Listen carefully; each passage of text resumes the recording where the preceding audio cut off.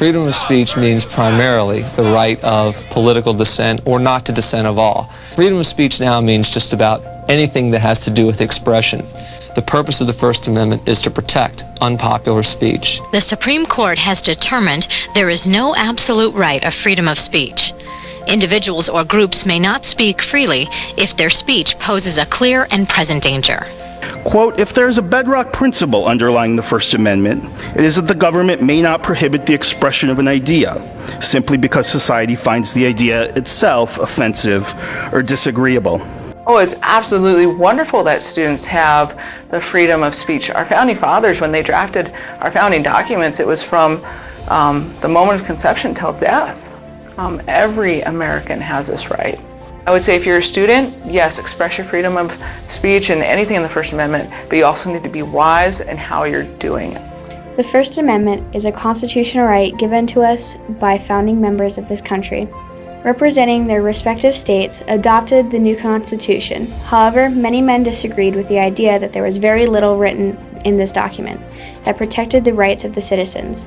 On October 2, 1789, President Washington sent copies of the 12 proposed amendments to protect individual freedoms to the states, and on December 15, 1791, 3/4 of the states ratified 10 of these, now known as the Bill of Rights. In the first of these amendments, it was stated that Congress shall make no law prohibiting the free exercise thereof or abridging the freedom of speech. So how are today's students, who are in a completely different generation and culture, exercising these freedoms given to us over 230 years ago? I think being able to express one's opinion is certainly part of what we're attempting to teach here. I think students are given the opportunity, no matter how young, to express their opinions as they think them through and do so in a safe environment. In a generation where social media is available at the touch of a screen, are students overstepping their boundaries?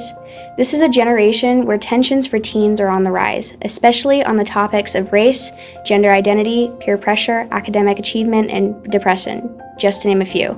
So why are we seeing such a rise in all of these areas? And how can we use these social media platforms for good?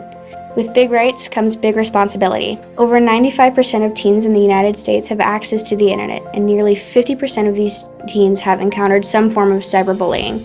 As much as some may not like it, these platforms are used for freedom of speech for young people. But it also gives them something to hide behind. It is easy for students to hide behind a screen and degrade people. The days of face-to-face conversations have almost completely disappeared.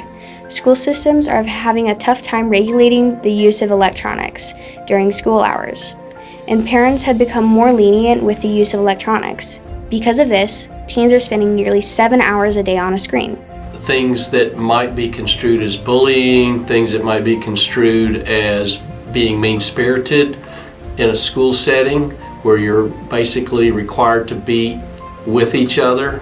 Yes, I do think that there is a level of restriction that needs to be maintained so decorum can take place and education can happen.